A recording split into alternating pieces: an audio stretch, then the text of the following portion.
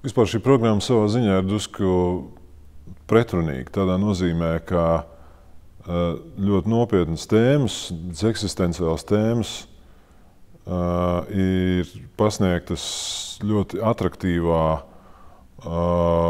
veidā, kur ir pietiekoši daudz humora un teatralitātes. Centrālais darbs šī programmā, protams, ir Berio Arona. Arona nozīmē kronis. Un kaut arī nav nekāda tāda īpaša paskaidrojuma no komponista puses, es esmu gan pārliecināts, ka runa ir par radības kroni, respektīvi par mums visiem, kādu mēs esam un vai nesam.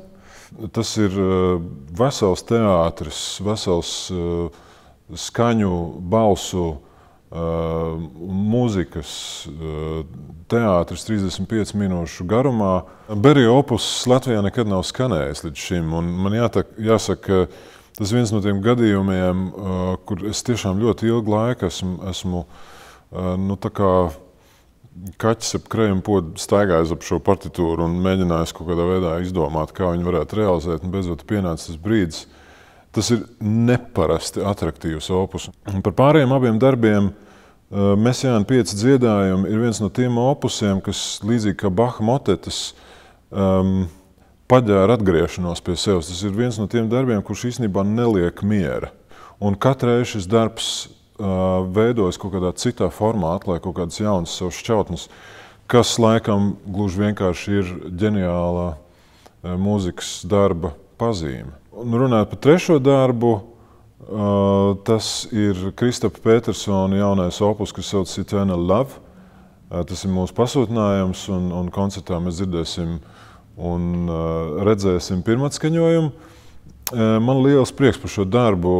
Man ļoti patīk tā muzika, un man ļoti patīk arī īstenībā tas formālais uzstādījums, ka šī viena no pirmajām reizēm, kur tā radoši, bagātīgi, klasiskas muzikas kontekstā tiek izmantot elektriskā ģitāra. Man tiešām ļoti liels prieks, ka Kaspars Zemīts piekrīt ar mums sadarboties. Es ārkārtīgi augstu vērtēju viņa darbu gan džezā, gan spēlējot baroku ģitāru. Man šķiet, ka viņš ir brīnišķīgs, ļoti plašs domājošs mākslinieks.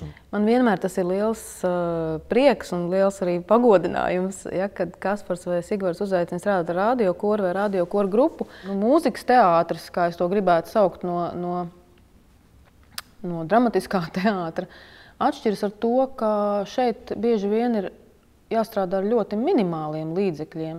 Ja?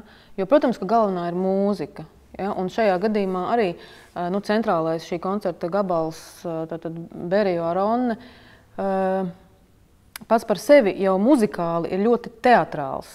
Ja? Un patiesībā mans uzdevums ir pēc iespējas mazāk taisīt teātri, jo tas teātris ir pašā mūzikā. Patiesībā tas režisoru uzdevums ir neizdarīt pa daudz, varētu tā teikt. Ja? Atrast kaut kādas ļoti precīzas, smalkas lietas, ja, kas to mūziku palīdz izcelt, palīdz varbūt arī zināmā mērā saprast. Es tiešām domāju, ka tas būs ļoti liels piedzīvojums klausītājiem dzīvajā dzirdēt šos muzikālos opusus. Unikāli, vienkārši unikāls tāds gadījums, jo tas Berio ir pirmatskaņojums Latvijā, un man liekas, ka vienkārši ir tur ir jābūt, tas ir jādzird.